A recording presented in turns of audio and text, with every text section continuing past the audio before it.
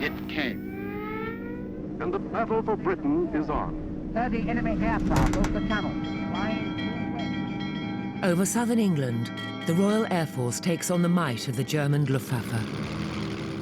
Among the pilots is Sergeant Chu Teng-soon from Singapore. RAF planes take to the skies to confront a group of German bombers.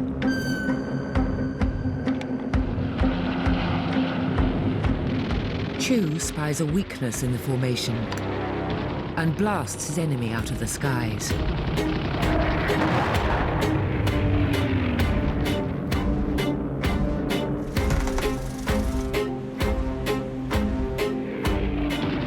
Two years later, Chu's caught in a dogfight over the English Channel. This time, his plane is shot to pieces, never to be seen again. Chu was never honoured for his service, his heroic deeds all but forgotten. But he's not alone.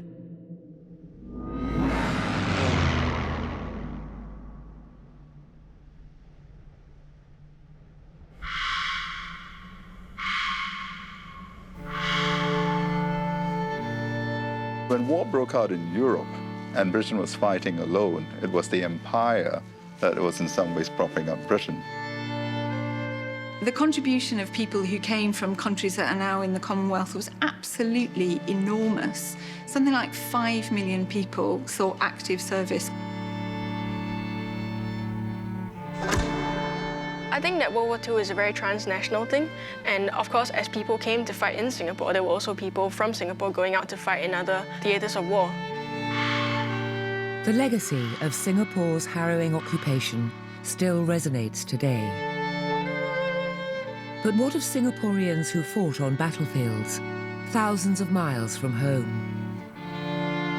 But there were very few of them, and these are stories that we Singaporeans should not forget.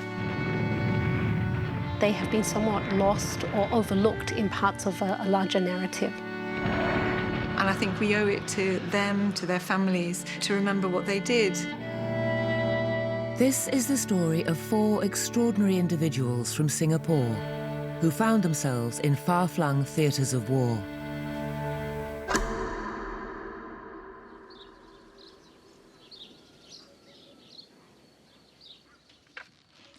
Well, let's see. We have some video footage. Hengsen now lives in the United States, but she often thinks of her homeland and of her late grandfather, Khai. I guess the big memory as a kid was my grandfather would be sitting and his feet would be up, you know, relaxing, and then on his right toe was this huge bump. One day I asked my dad, so what's the deal with the bump? Yeah, my dad was like, that's a bullet that they never removed from the war. We know for a fact that he probably was the only Chinese pilot that took part in the D-Day invasions. So it is unique not just for Singapore, but unique for all of Asia. This is D-Day, June 6th. His 2 World War II logbooks and all the flying that he did afterwards was still recorded, and that gave me a lot of information to do the research. wants to keep her grandfather's legacy alive for her 3 children, including youngest son, Trey. My recollection of Charlie Chan, who was always smiling. He tried to get me to land, and he decided I couldn't land, so he had to do an emergency plot. Okay. It was a fascinating enough story. So this is when you started flying Mustangs? Yes. And I was like, you know, the kids ought to know the story, and I would love to do something so that they had a coherent picture of what actually happened. Yeah, let me show you the other logbook, because this is a little different. So what's the second one? Is the second one from, like, after he came back?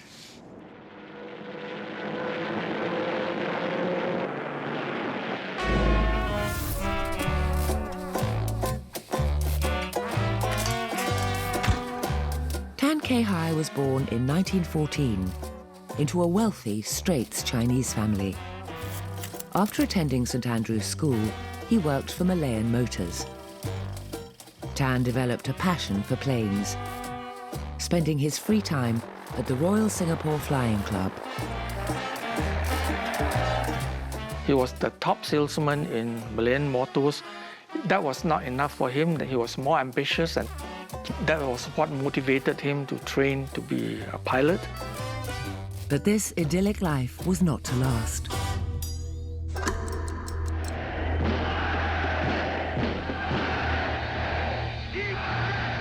After the fall of France in 1940, Tan decided to use his flying skills for a higher purpose. He enlisted with the Royal Air Force. I think he saw the war as an opportunity to contribute to something that he believed in. Some communities like the Straits Chinese and the Ceylon Tamils saw their own identities as being linked to the British Empire. Enlisting in the military was seen as something someone would do to express their duty to the British Empire. The RAF wanted to recruit young, unattached men. Most of the recruits were like 17, 18, 19, 20. He was 26. He was also married with 2 children. And obviously, this is a hazardous job. He had badgered my grandmother to the point where she just said, I'll sign the paperwork. They needed to sign up from her, I think, for him to be able to sign up. Tan was duly recruited, making history as the first Chinese man to join the RAF training school in Singapore. Just a few months later, he was on a ship bound for Canada.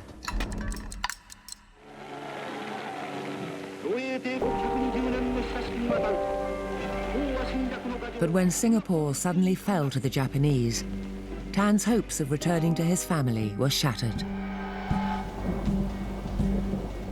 He didn't know what was going on with them. They didn't know what was going on with him. There was this zero news blackout, which to me is an incredible thing. You just have to keep going, keep moving forward. After training in Canada and England, Tan's first combat mission was in North Africa.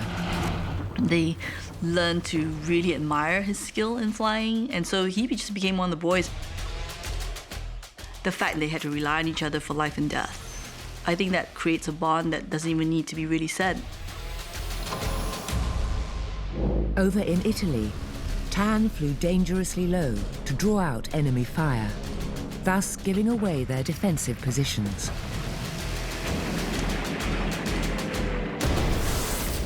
He was a daredevil, and he would fly in from the angle of the sun, with the sun behind him, so that the gunners couldn't see him. So as he was taking out all these guns, he would calculate how much it cost the Germans, and he'd be just tallying it up, Tan gained a formidable reputation and was awarded the Distinguished Flying Cross. He was one of the few pilots who were Chinese in the Royal Air Force. So, yeah, you can see that it is highly unusual, actually. To win a DFC meant that you had done something of extraordinary gallantry and self-sacrifice in combat in the face of the enemy, and that would speak for itself no matter where in the empire you were from. He was a war hero, full stop.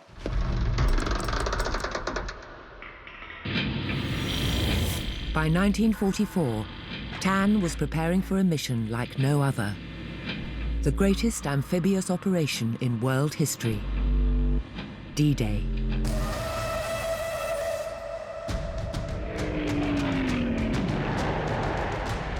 The British fired at fortified houses as they came in, smashing many a sniper's nest and observation post.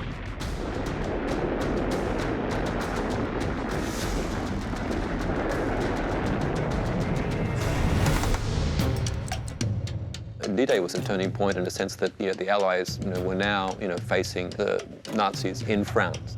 Throughout the years when the Allies were facing the Germans in Italy and North Africa, these are regarded as kind of peripheral, but to actually get into France meant that Germany was quite close, so the end was near.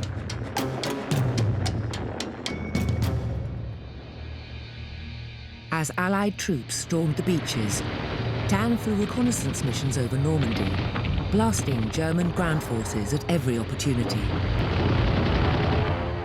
We were obviously proud that he had been part of the landing, that he had saved a lot of lives by providing protective cover, strafing the machine guns and the cannons that the Germans had built along the coast. Hitler's fortress had been cracked. The great gamble had been won, having accomplished what many European military leaders believed never could be done, a cross-channel invasion.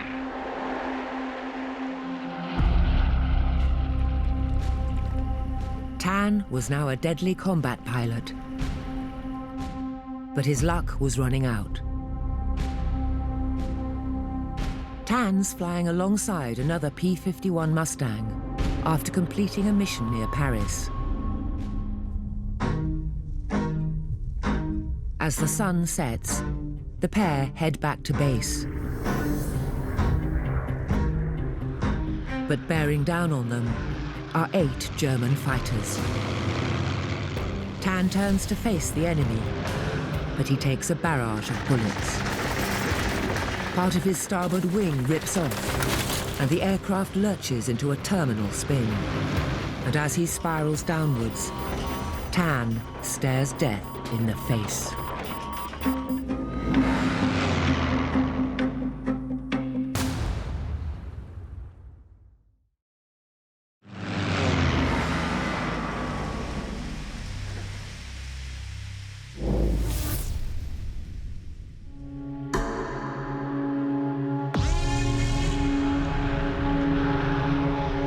RAF pilot Tan Khai is attacked by German fighters. They blast his wing off, and he plunges from the sky.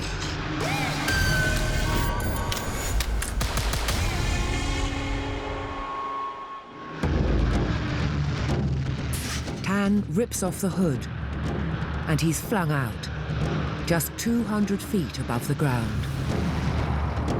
His parachute opens, but it doesn't fit his smaller frame. He hangs out face down and lands with a thud.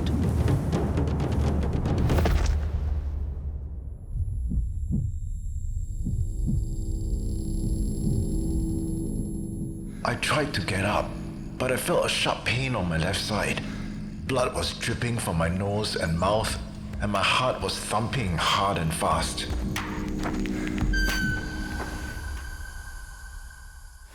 At that time, he made a record because he was shot down at a low altitude. And up to that point in time, nobody else had survived jumping out of an aircraft at that height. So he lands, he's bloody.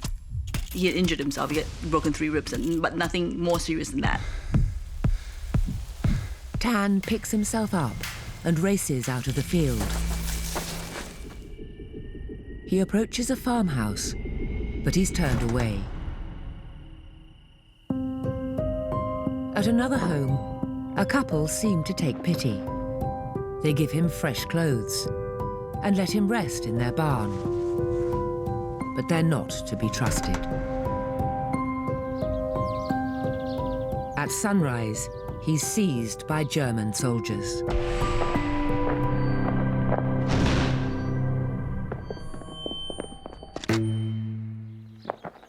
Tan's marched off to a prisoner of war camp in Germany. Stalag Luft 3.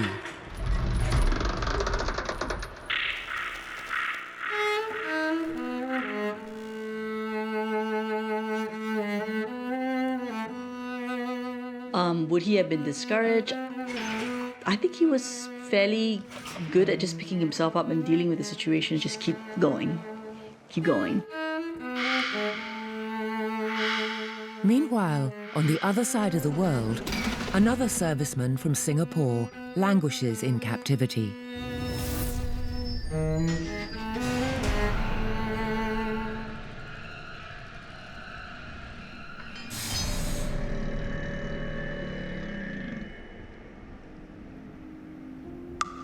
Jimmy Chu's imprisoned in a POW camp in Java. This is a place of no hope and no mercy.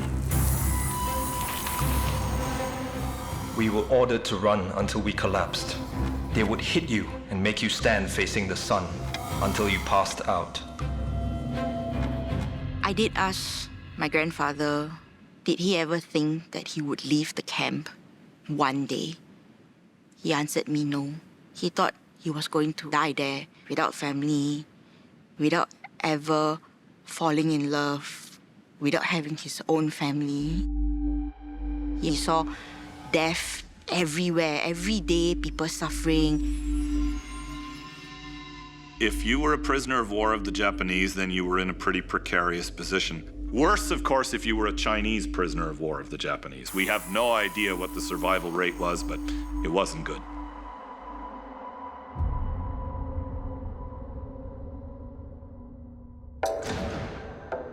Chu is punished by the Japanese guards for working for the British in Singapore. And as he takes their beatings, he thinks of life before this nightmare.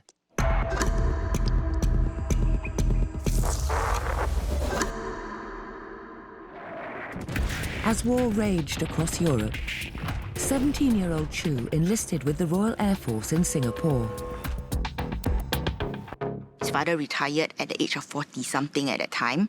As the eldest, he was very responsible to take care of his parents, obviously, and the younger siblings. And that was why, after graduation, he joined the very stable job, he said, which is the British Armed Forces. Jimmy Chu underwent the technical training and then was deployed to SF-51's maintenance unit. And because of the extensive maintenance work they had to do, the RAF recruit locals, train them to service and repair aircraft. After training, Chu was posted as a technician to RAF Seletar.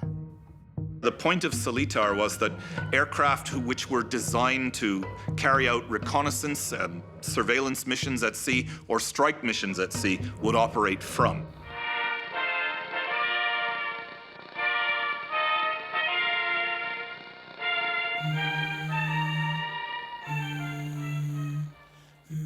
Chu came from an Anglo-centric family, and he communicated well with British officers. Britain is the best in the world, and we are lucky to be part of them. That is what my father taught me. But in Seletar, we were considered second-class servicemen. When we tried to enter the pool, a service policeman said, "You cannot swim here. This is for British people only." We were so disciplined, we just left. The British military is very staunch in tradition and hierarchy. It is not surprising that there could be a certain level of difference in treatment between the European servicemen as compared to the local servicemen. So what Jimmy Chu experienced, I think it is not uncommon. I guess at that point in time, they do feel disappointed. This discrimination became a way of life for Chu, but he was about to face an even greater challenge.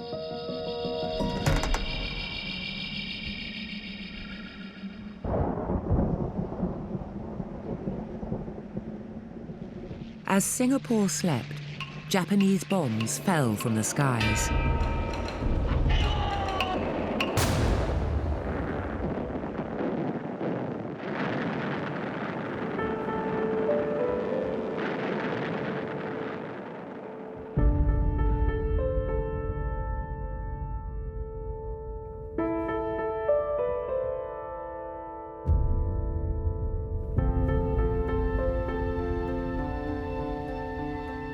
After the smoke cleared, 61 lay dead.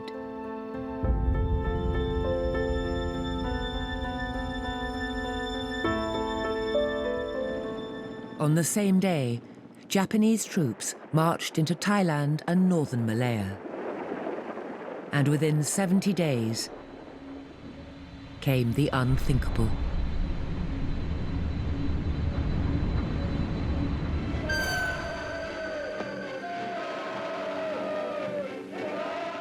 If you had the thinking that Singapore was impregnable, then of course you'd be shocked. because you have this myth that with the big guns, with the naval base in place, then there is no way that we could fall.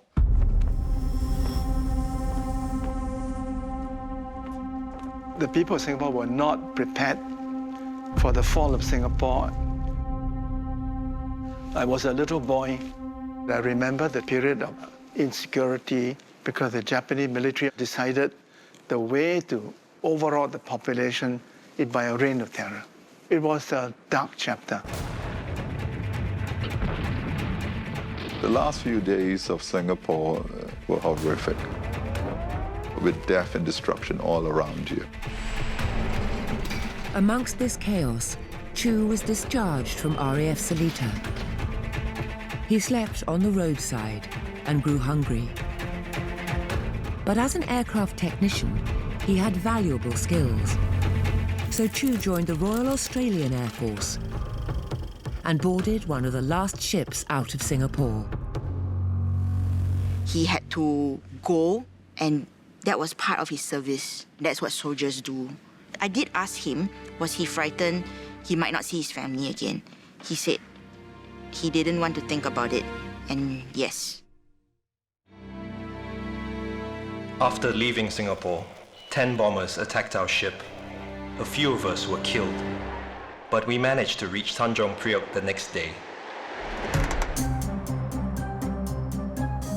But days after arriving in Java, Chu's escape to Australia was over. He was captured by the Japanese and would spend nearly 4 years in a brutal POW camp. Chu's war was now about survival. But for others, the battle was only just beginning.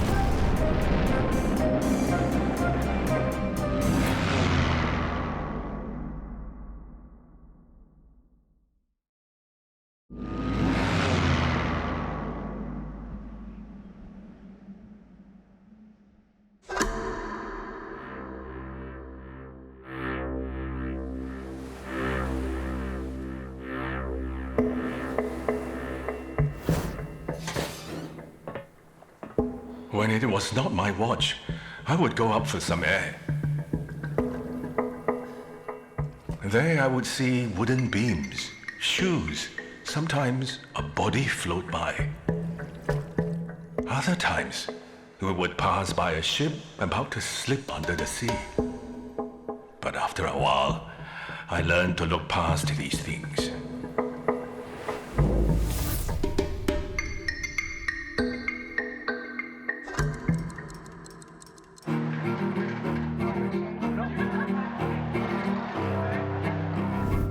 Lee Kim Hock grew up in 1930s Singapore. He came from a large, impoverished family, abandoned by their father. To make ends meet, teenage Lee worked as a coolie.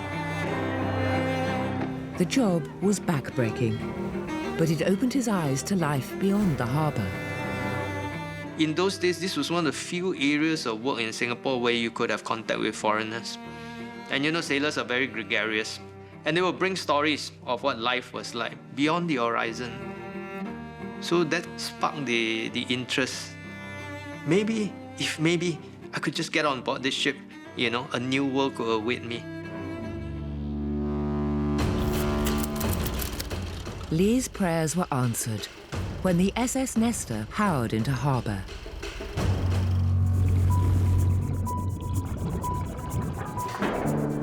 He wrangled a place on board and said goodbye to Singapore.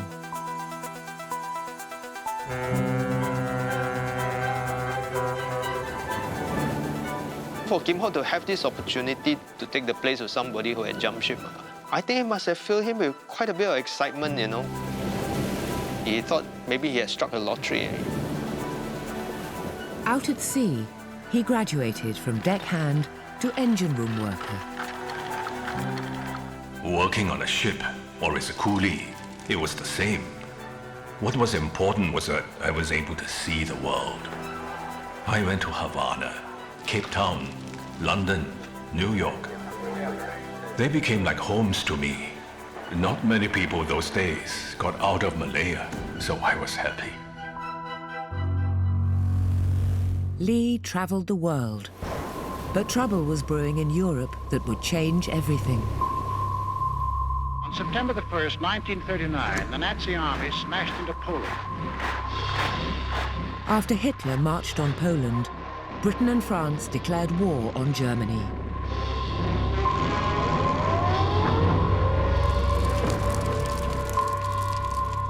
For 6 months, there was little fighting on land.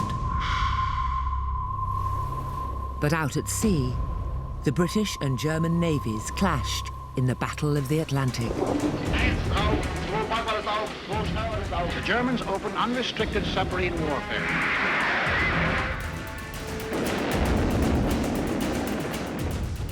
German warships and submarines known as U-boats hunted down Allied vessels. They were well equipped, and the men in them were well coordinated by a determined and aggressive force. And for a while there, they were a genuine threat to the ability of the Western Allies to keep pushing forward against the Germans.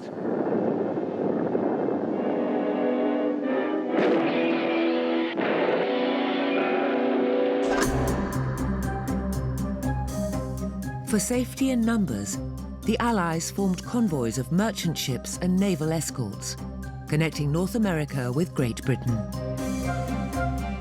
The convoys are important because for the British, this is a vital access point. This is a way that they can move goods, people and supplies using the waters. So one of the aims with the U-boats was to completely disrupt this, and they do it very successfully. When you're in the middle of the ocean, beyond the range of aircraft, meant that a different kind of warfare would take place. You know, battles fought on the water itself, under the water, and above the water. And it cannot be underestimated, the danger that the U-boats pose. In 10 months, the Allies lost over 500 ships. With each of these sinkings went down tons of desperately needed supplies for the fighting fronts. The Allies started to take dangerously high losses. It's getting pretty tough enough that in March 1941, Prime Minister Churchill said, "The Battle of the Atlantic is top priority. Let's focus everything we have on it. We've got to win it once and for all." With the sea war raging, Lee considered returning to the safety of British-held Singapore. But he also felt a strong sense of duty. I thought I would be abandoning the merchant navy when it needed people like me the most. We were civilians, but we were also important for the war effort. Without us, Britain would be defeated. So I stayed. Lee was drafted onto a new ship and embarked on his first Atlantic crossing.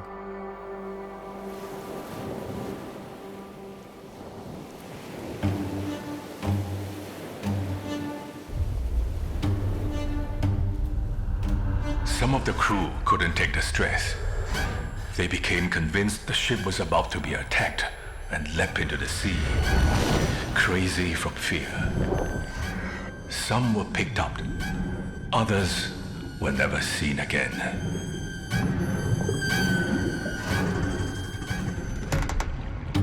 I think crossing the Atlantic was really such a nerve-wracking experience because at any point you may expect an attack from a U-boat. So it would be extremely trying in terms of keeping your morale up when you really were facing very grave danger. Despite these perils, Lee completed his first crossing. But he was navigating treacherous waters, and death was never far away.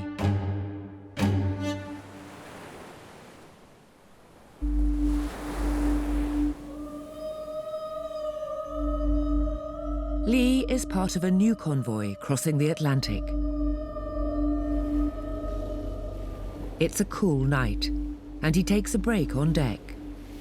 But beneath the surface, hunters prowl.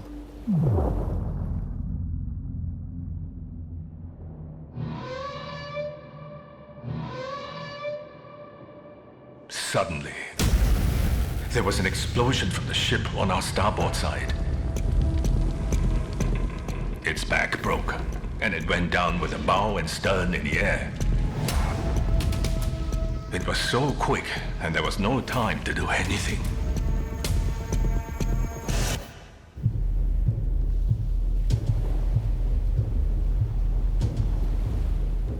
Lee watches the ship sink, taking men and machinery to a watery grave.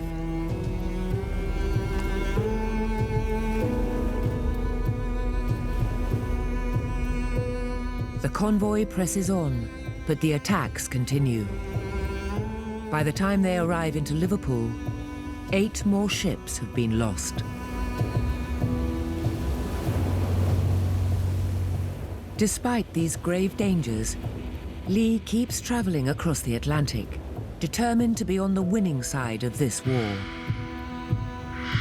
But far from these treacherous waters, another hero from Singapore remains trapped behind enemy lines.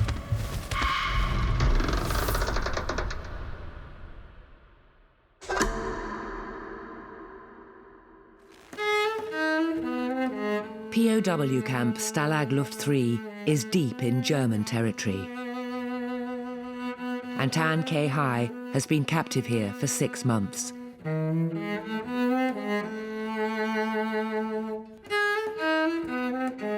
You read accounts of that, towards the end of the war, conditions in the camp got worse and worse because the German population was starving, So I think they were pretty much kept alive by minimum rations from the Germans and Red Cross parcels. But change is coming. With Soviet troops advancing from the east, the camp is evacuated.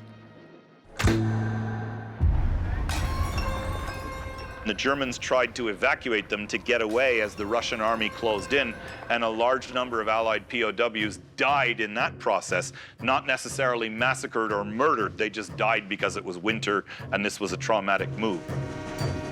Tan is packed onto a train with other POWs, destined for a new camp in Bavaria. But in the fear and confusion, he leaps off the train and escapes into a forest. There was so much chaos when he jumped out the train. It was knowledge that the Allies were moving. He decided to take his chances. I'll jump off the train and see what I find. And at that point, there's really no benefit to staying prisoner of war because the food in the camp was getting worse and worse and worse as the German supply lines shrunk. In the bitter cold, Tan desperately searches for food.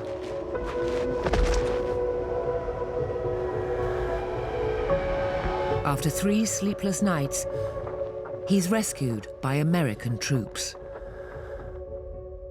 Food was, of course, very scarce and of poor quality. And when he rejoined his unit, his squadron, he was given a piece of plain white bread and it never tasted so good. Just a few months later, Tan is back flying missions for the RAF. And as he soars in the skies over Europe, another airborne hero is fighting for freedom in Asia.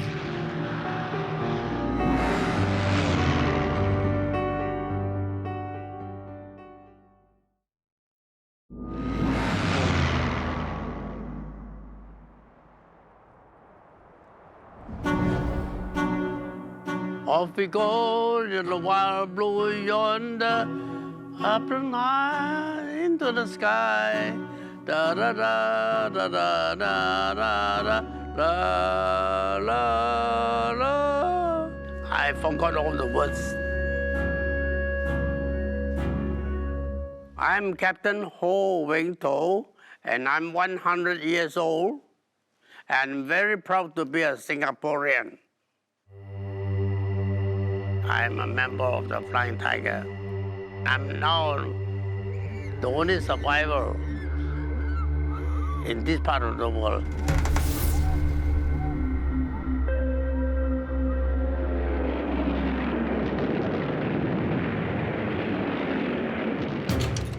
Hours after the US Pacific Fleet was smashed at Pearl Harbor and the first bombs fell on Singapore, over 50,000 Japanese troops crossed the border into Hong Kong. As they marched on the colony, Japanese bombers attacked Hong Kong's airport. 21-year-old student Ho Weng To witnessed the carnage.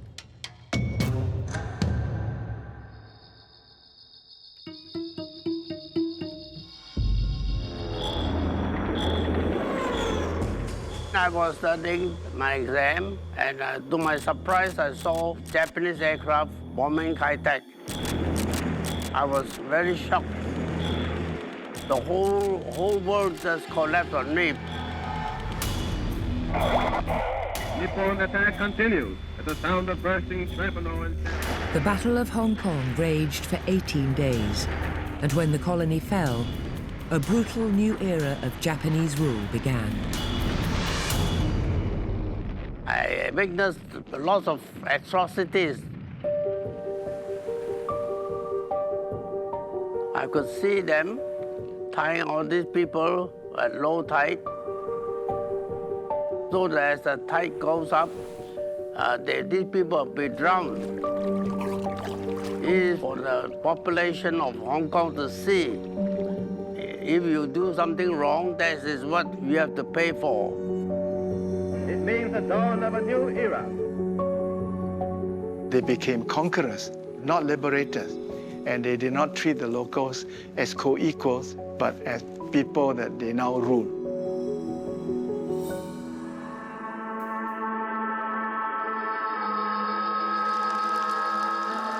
If you came into the crosshairs of the Japanese military, you probably died. It was a good place to get out of, for sure, if you at all could. It was very dangerous, very fearful. So I have to leave Hong Kong for somewhere. Under the cover of darkness, Ho met with local smugglers. He boarded a truck with fellow fugitives and began a daring escape to free China. The group bypassed sentries, evaded enemy spies, outsmarted Japanese soldiers, and paid off countryside bandits. We have informers from mainland China to guide us in, because on our own we could not do it. Ho arrived into the safety of free China, but he was now destitute. My resources were all very limited. My budget was only on soya beans and tangerines. That's how I survived.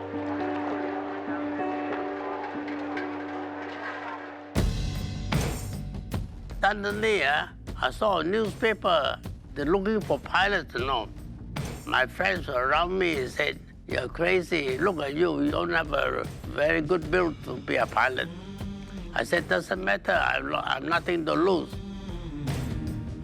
During that period of time, many of the young Chinese, having seen the atrocity of the Japanese, what the Chinese government did was that they put up advertisement for airmen to join the Chinese Air Force, and the hatred against the Japanese motivate many of the Chinese youth to join this scheme. Ho duly enlisted as a trainee pilot for the Chinese Air Force. Finally, it's graduation day. Proud? You bet.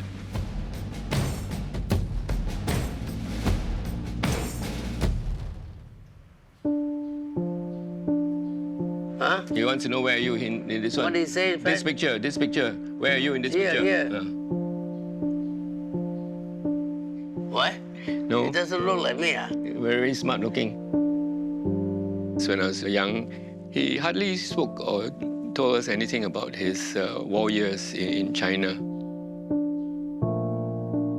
It was only when I was around 5 or 6 years old that I found a little box. And in it contained his service ribbons or service medals, you know.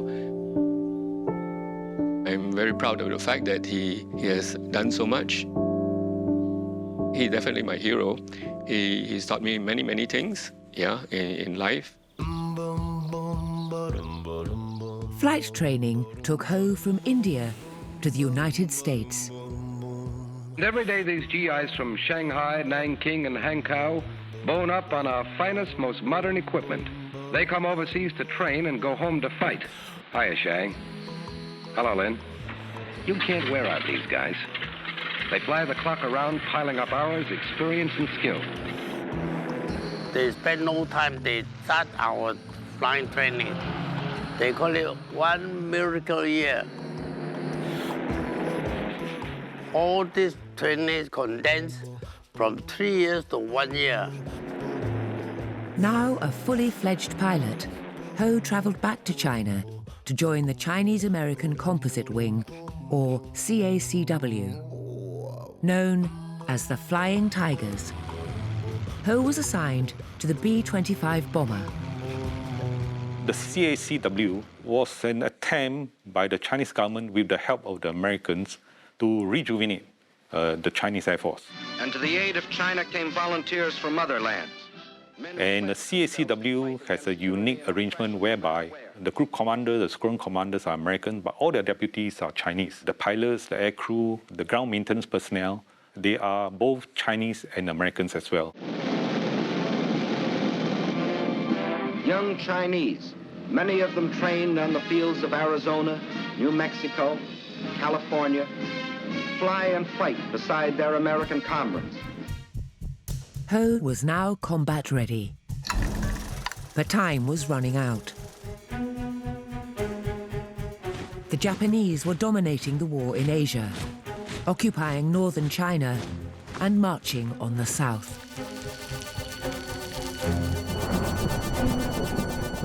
The first mission was cancelled. Last minute, the clouds were too low, and no point going to the target you can't see. Very disappointed, because here I am, after all the training, but it's okay. Not every mission is smooth, you know.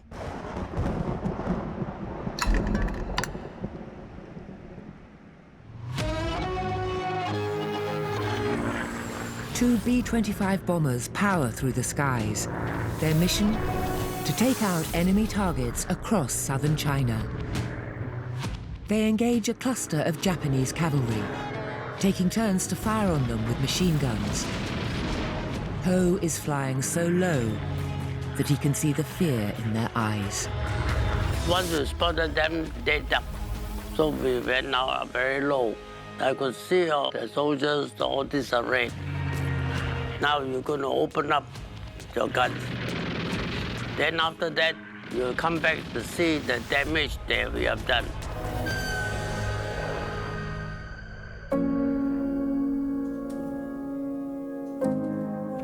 I said, this is for all the atrocities in Hong Kong. People suffer so much. You come back with a feeling you kill a lot of people. I know it's very cruel, but that's part and parcel of the war. Either they kill me or I kill them.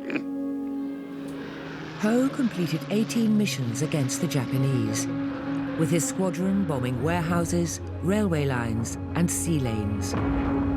But in August 1945, everything changed.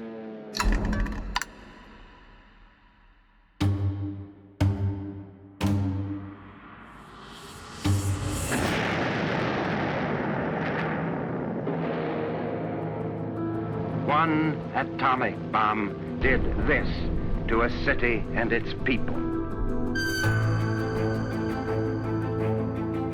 I didn't expect these two bombs that could happen like that.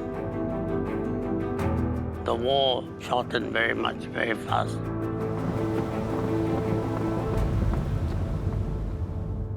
I survived when I lost so many friends. As the fog of war cleared, the world counted the terrible cost. And then life moved on.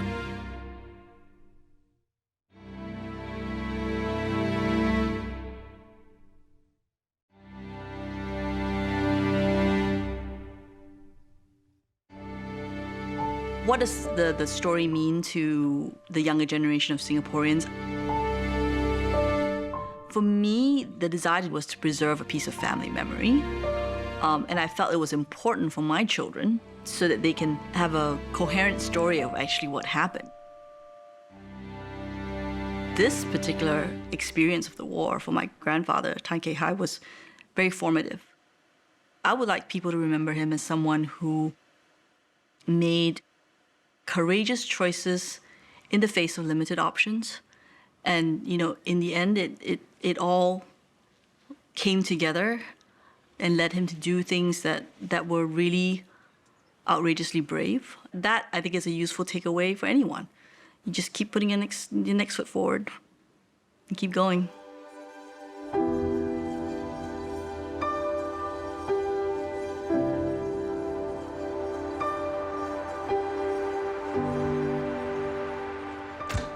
Tan Khai helped establish the Malayan Auxiliary Air Force, the forerunner to the Malaysian and Singapore Air Forces. As wing commander, he trained Singapore's next generation of pilots. In a twist of fate, one of Tan's recruits was RAF technician and former POW Jimmy Chu. He rose to the rank of squadron leader. It was the what do you do after the war that really made him who he is. He thought that he would never know happiness, and he did. He had children, he had grandchildren who loved him so much. The courage, the bravery, the resilience, the resolution to come back and pick up your old life from where you were, I think that's pretty heroic. Lee Kim Hock continued life as a sailor and lived out his final days in Liverpool, England. Captain Ho Weng To flew for Malayan Airways, which later became Singapore Airlines. He retired in 1980. To be able to live to 100 is already not simple. I think a lot about the war years. Can't help it. Life has to go on. It's only how you make it. You have to take chances. This is life.